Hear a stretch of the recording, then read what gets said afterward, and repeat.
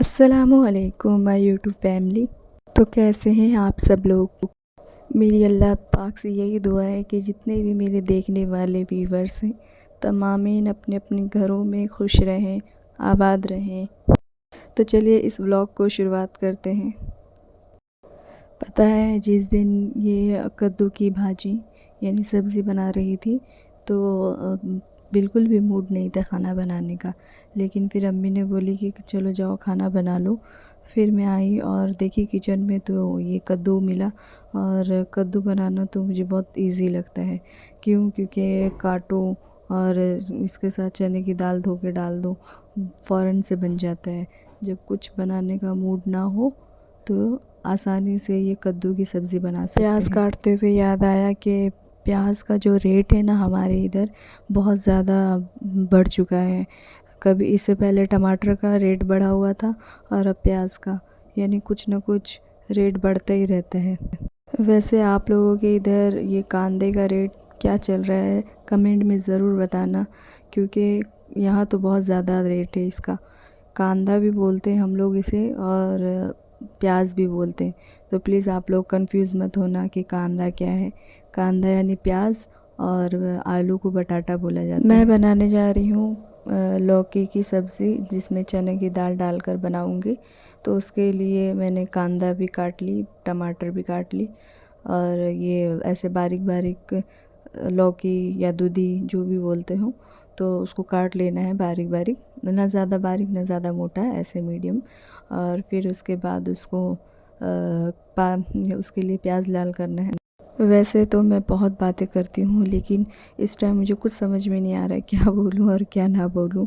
यानी शूट पहली मर्तबा कर रही हूँ ना, तो समझ में नहीं आ रहा है कैसे कैमरे का एंगल रखना है, कैसे नहीं। अभी धीरे धीरे सीख रही हूँ। इंशाल्लाह अच्छी तरह दिखाने की कोशिश करती हूँ, और बस कोशिश में ही कामयाबी है।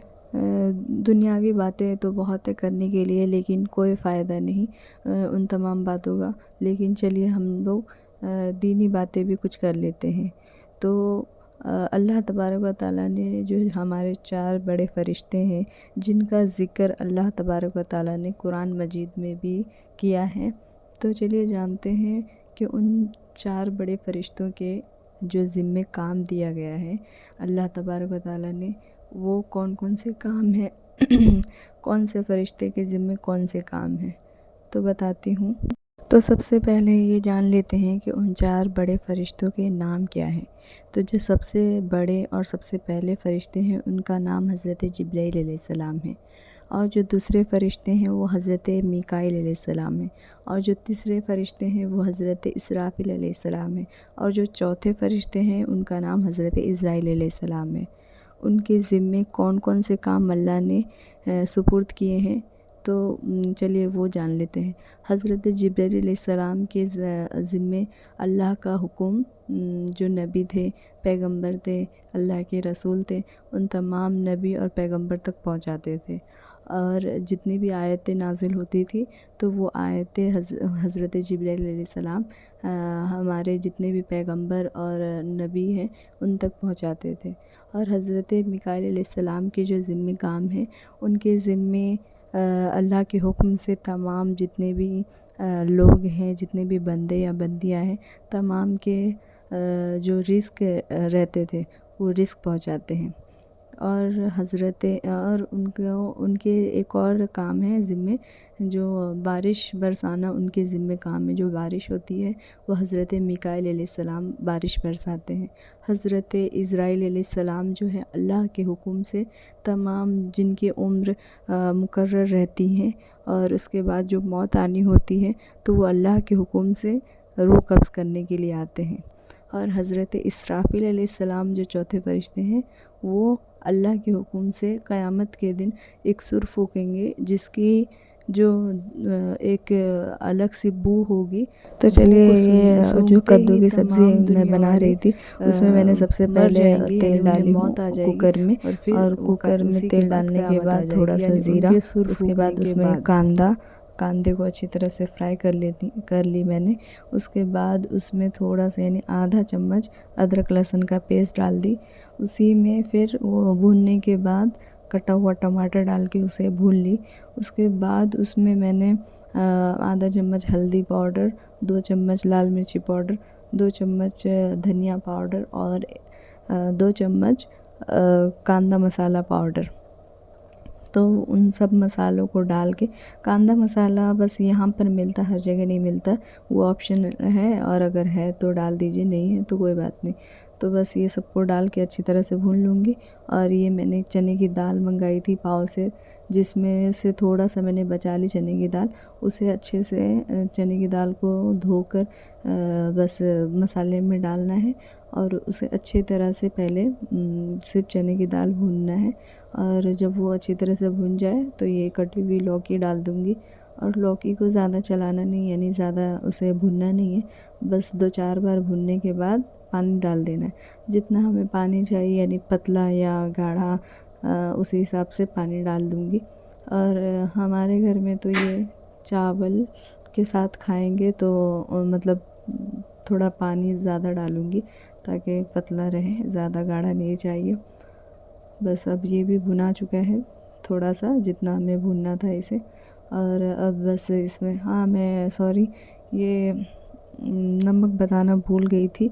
नमक भी हमें अपने जो जायके के मुताबिक नमक डाल देना है।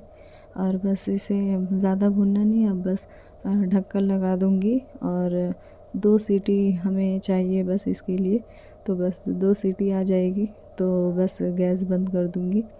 जब तक ये कुकर मैंने चढ़ाई हूँ सीटी आएगी, तब तक के कुछ बर्तन है थोड़े से धोने के लिए, वो धो लूँगी।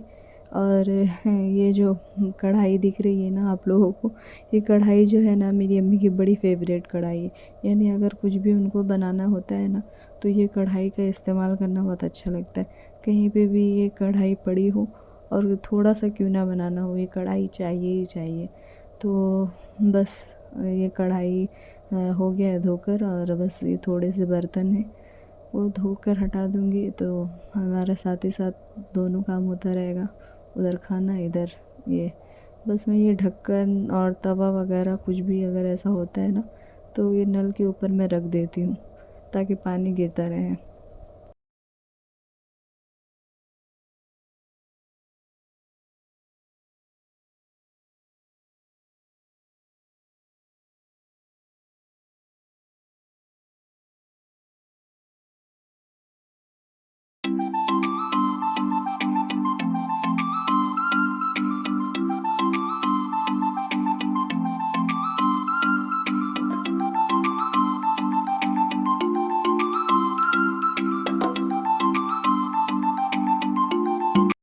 कुकर जब मैंने खोल के देखी तो बस पानी देखी तो थोड़ा ज़्यादा हो गया था।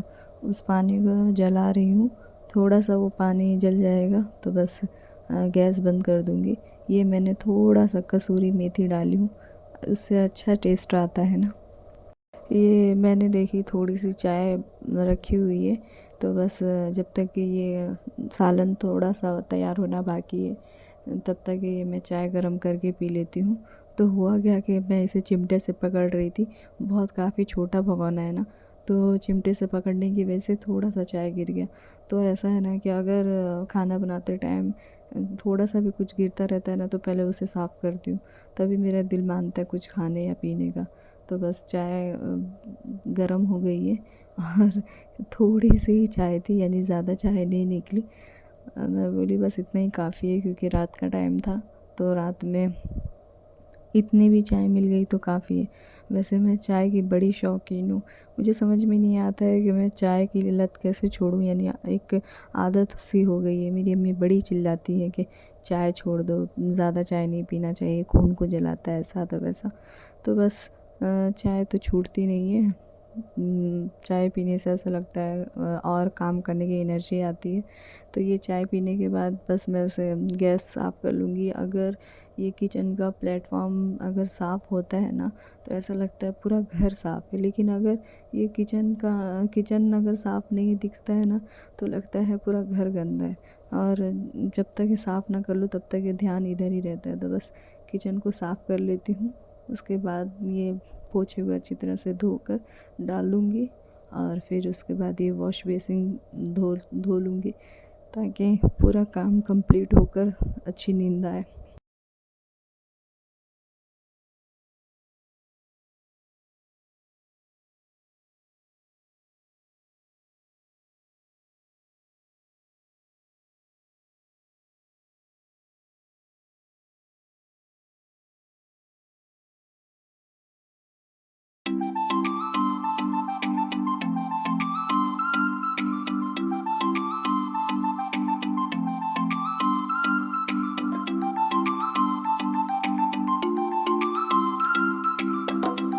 तो बस मेरा काम हो गया है ख़त्म, खाना बनाकर हो गया और गैस साफ़ भी कर ली, वॉश बेसिन भी धो ली। बस साबुन से अच्छी तरह से हाथ धो लूँगी और जो बर्तन धुले हुए हैं उनको जमा लूँगी। तो बस देखिए मेरा किचन कितना साफ़ दिख रहा है, माशाअल्लाह। ऐसे ही किचन साफ़ रहे तो दिल खुश रहता है। अल्लाह हाफ़िज़।